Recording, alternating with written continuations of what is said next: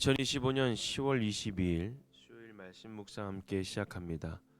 오늘 말씀은 역대하 30장 13절에서 27절까지 있는 말씀입니다. 저는 새 번역으로 함께 말씀을 묵상하고 있습니다. 우리 함께 말씀을 묵상합니다. 둘째 달에 백성이 무교절을 지키려고 예루살렘에 모였는데 그 수가 심히 많아서 큰 무리를 이루었다. 그들은 먼저 예루살렘 도성에 있는 희생제사를 지내던 제단들과 향을 피우던 분향단들을 모두 뜯어내어 기드론 냇가에 가져다 버렸다. 둘째 달 연 나흔 날에 사람들이 유월절 양을 잡았다. 미처 부정을 벗지 못하여 부끄러워하던 제사장들과 레위 사람들은 부정을 씻는 예식을 한 다음에 번제물을 주님의 성전으로 가져왔다. 그들은 하나님의 사람 모세의 율법에 기록된 대로 규례를 따라서 각자의 위치에 섰다. 제사장들은 레위 사람들이 건네준 피를 받아 뿌렸다. 회중 가운데서 많은 사람이 성결 예식을 치르지 못하였으므로 레위 사람들은 부정한 사람들을 깨끗하게 하려고 유월절 양을 잡아서 그러한 사람들을 데리고 주님 앞에서 성결 예식을 행하였다. 그러나 에브라임과 므낫세와 이사갈과 스불론에서 온 많은 사람들이 자신들을 깨끗하게 하지 않은 채로 유월절 양을 먹어서 기록된 규례를 어겼다. 그래서 히스기야가 그들을 두고 기도하였다. 선하신 주님, 용서하여 주십시오. 비록 그들이 성소의 성결 예식대로 스스로 깨끗하게 하지 못하였어도 그들이 마음을 다하여 하나님 곧 조상 때부터 섬긴 주 하나님께 정성껏 예배를 드렸으니 용서하여 주십시오. 주님께서 히스기야의 기도를 들으시고 백성의 아픈 마음을 고쳐주셨다. 예루살렘에 모인 이스라엘 자손은 크게 기뻐하면서 이랫동안 무교절을 지켰고 그 기간에 레위 사람들과 제사장들은 날마다 주님을 찬양하며 웅장한 소리를 내는 악기로 주님을 찬양하였다. 히스기야는 모든 레위 사람이 주님을 섬기는 일을 능숙하게 하는 것을 보고 그들을 격려하여 주었다. 이렇게 이랫동안 주 조상의 하나님을 찬송하며 제사를 드린 다음에 온 회중은 다시 이랫동안의 절기를 지키기로 결정하고 이랫동안 절기를 즐겁게 지켰다. 유다의 히스기야 왕은 수송아지 1000마리와 양 7000마리를 회중에게 주고 대신들은 수송아지 1000마리와 양 10,000마리를 회중에게 주었다. 제사장들도 많은 수가 성결 예식을 치렀다.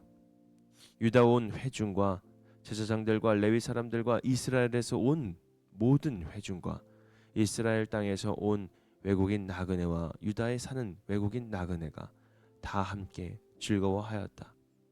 다윗 왕의 아들 솔로몬의 날부터 이제까지 이런 일이 없었으므로 예루살렘 장안이 온통 기쁨으로 가득 찼다. 레위인 제사장들이 일어나 백성을 축복하니 그 축복의 말이 하나님께 이르렀고 그들의 기도가 주님께서 계신 거룩한 곳 하늘에까지 이르렀다. 아멘. 유월절 회복과 공동체의 기쁨이라는 주제로 함께 말씀을 묵상하겠습니다. 오늘 우리는 히스기야 왕 시대에 일어난 특별한 사건, 바로 이 유월절의 회복을 함께 묵상하려고 합니다. 이스라엘은 오랜 세월 하나님을 떠나 우상 숭배에 빠져 있었습니다. 예배는 무너졌고 제사는 형식이 되어버렸습니다. 그런 시대 속에서 히스기야는 백성들을 다시 하나님께로 초대하는 사람이었습니다. 그의 마음은 단순했습니다. 하나님 앞에 다시 모이자. 무너졌던 예배를 회복하자. 하나님과의 관계를 새롭게 하자. 이 초대의 결과가 오늘 본문에 나옵니다. 그곳에는 회복의 감격이 있었고 그리고 그곳에 공동체의 기쁨이 가득했습니다. 우리 교회와 가정 그리고 우리들의 마음의 예배가 다시금 새로워지는 은혜가 있기를 바랍니다. 오늘 본문을 보면 둘째 달에 많은 백성이 예루살렘에 모였다고 기록합니다. 그들은 무교절을 지키기 위해, 즉 하나님께 드리기 위해 모여 있었습니다. 그 수가 많았다고 합니다. 히스기야는 남유다뿐만 아니라 북이스라엘 사람들에게도 편지를 보냈습니다. 나라가 분열되어도 예배는 하나가 되게 하는 힘이 있습니다. 예배는 우리를 한자리에 모이게 합니다. 생각이 달라도 형편이 달라도 예배는 하나님의 이름 아래 우리를 다시 묶어주고 있습니다. 백성들이 모여 가장 먼저 한 일이 무엇입니까? 예루살렘의 우상제단과 향단을 헐어버렸습니다. 회복은 돌아오는 것에서부터 시작이 됩니다. 우리들의 신앙도 마찬가지입니다. 우리가 하나님께 시선을 다시 돌리고 내 안의 우상 그리고 내 중심의 교만, 세상의 욕심을 헐어버릴 때에 비로소 우리의 회복이 시작이 되는 것입니다.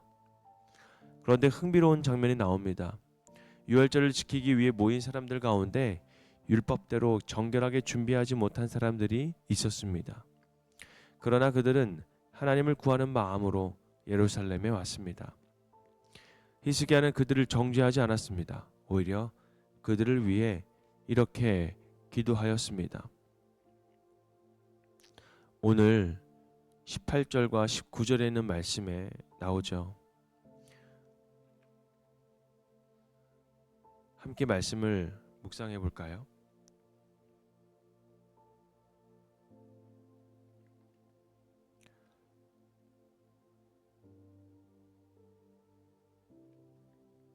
(18절에) 있는 말씀입니다. 그러나 에브라임, 므낫세와 이사갈, 스불론에서 온 많은 사람들이 자신들을 깨끗하게 하지 않은 채로 유월절 양을 먹어서 기록된 규례를 어겼다고 합니다. 그래서 히스기야가 이렇게 기도하는 거예요. 선하신 주님, 용서하여 주십시오. 비록 그들이 성소의 성결 예식대로 스스로 깨끗하게 하지 못하였어도 그들이 마음을 다하여 하나님 곧 조상 때부터 섬긴 주 하나님께 정성껏 예배를 드렸다. 여러분, 마음을 다하여 예배를 드렸다라고 고백합니다. 하나님은 그 기도를 들으시고 백성을 치유하셨다라고 합니다. 사랑하는 성도 여러분, 하나님은 완벽한 사람을 찾는 분이 아닙니다. 진실한 마음으로 하나님을 찾는 자를 주님은 기뻐하십니다. 우리의 예배가 때로는 부족하고 서툴러도 그 중심이 하나님께만 있다면 주님은 그 예배를 받으십니다. 오늘 우리가 드리는 이 예배도 그렇습니다. 그리고 오늘 이 우리가 함께 주님 앞에 드리는 이 묵상의 시간도 또한 그렇습니다. 마음이 무겁고 준비가 덜 되었고 복잡하여도 진심으로 주님을 찾는 그 마음을 주님께서는 결코 외면하지 않으신다라는 겁니다.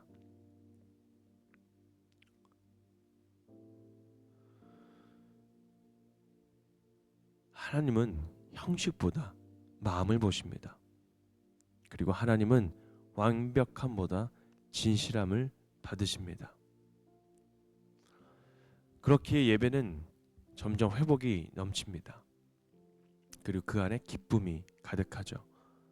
레위 사람들과 제사장들이 큰 소리로 주님을 찬양했습니다. 그들은 일주일 동안 절기를 지켰는데 기쁨이 너무나 커서 스스로 7일을 더 지키기로 결정했죠. 누가 시킨 것이 아닙니다. 자발적으로 감사하고 자발적으로 더 예배를 드리고 싶어하는 그 마음이 있어서입니다. 이것이 바로 회복된 예배의 모습이죠. 억지로 하는 것이 아니라 기쁨으로 나오는 예배. 의무가 아니라 기쁨의 반응, 감격의 반응, 감사의 반응이라는 것입니다.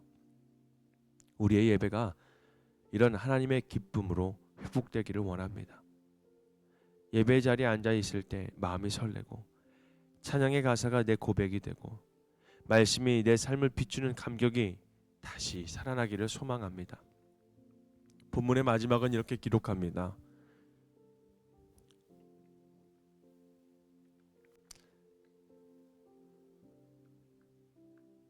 다윗 왕의 아들 솔로몬의 날부터 이제까지 이런 일이 없었으므로 예루살렘의 장안이 온통 어떻게 해요? 기쁨으로 가득 찼다.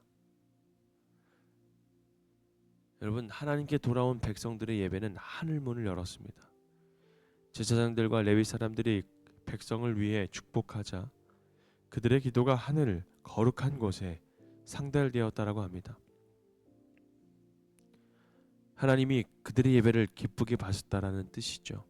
예배가 회복되면 하나님께 드리는 그 공동체는 다시 세워지는 것입니다.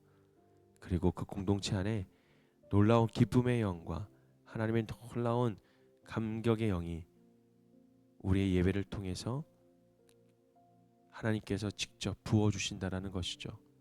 사랑하는 성도 여러분, 히스기야 시대처럼 우리의 신앙에도 회복이 필요합니다. 혹시 내 마음의 예배가 식어 있지는 않은가? 형식은 남아 있는데 기쁨이 사라져 있지는 않은가? 우리가 하나님께로 다시 모여서 진심으로 예배를 드릴 때 하나님은 우리의 삶과 공동체를 새롭게 하십니다. 예배가 회복되면 기쁨이 회복이 됩니다. 기쁨이 회복이 되면 우리 공동체가 더욱더 하나님 앞에 올바른 모습으로 중심으로 바로 설 수 있고 다시 살아나게 됩니다. 오늘 우리의 예배가 그런 회복의 시작이 되기를 바랍니다. 또 우리의 오늘 말씀 묵상이 그렇게 회복의 시작이 되기를 원합니다. 우리가 삶 가운데 하나님 앞에 드리는 찬양과 기도, 그것이 하나님께 상달되는 놀라운 은혜가 있기를 주님의 이름으로 축복합니다. 말씀 묵상 마치겠습니다.